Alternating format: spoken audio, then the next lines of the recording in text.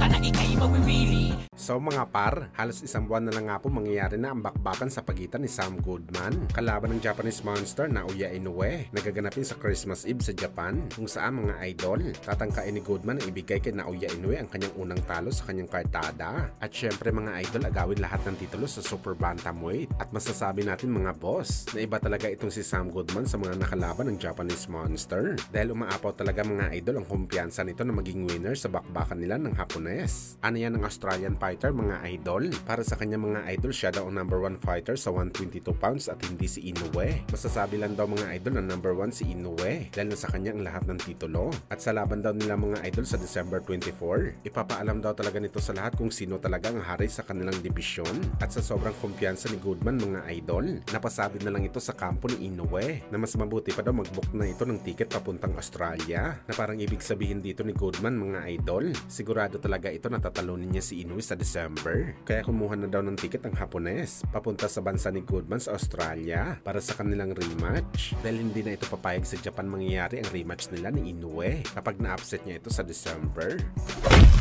Samantala, speaking kay Naoya Inoue mga idol, tila gusto naman mga idol sa kopin ni Canelo Alvarez ang mga fans ni Inoue sa Japan, dahil ayon po sa napabalitang rumors mga idol, nakikipag-usap na daw ngayon si Canelo Alvarez sa presidente ng PBC na si Al Haymon para maikasa ang kanyang laban sa Japan sa late February under mismo sa promotion ng PBC. At wala pang confirmation mga idol kung sino ang makakalaban dito ni Canelo, pero nasa frontliner na posibleng makasagupan ni Canelo mga idol itong si Carlos Adames. Kagaya sa ina-expect natin mga idol, isang cherry pick na naman ang laban ni Canelo, isang middleweight fighter kasi itong si Adames. Papaakyatin sa 168 pounds at lalabanan. Dagdag pa sa report na to mga idol, malaki din ang tsansa na maging undercard sa laban o maging co-main event ni Canelo at Adames sa bakbakan ang WBE Super Lightweight Champion Rayo Valenzuela kontra sa tumalo kay Tatang Barroso na si Andy Herauca. Bagamat gayon pa man mga idol, rumors pa lang ito, abangan na lang natin ang update sa laban na to.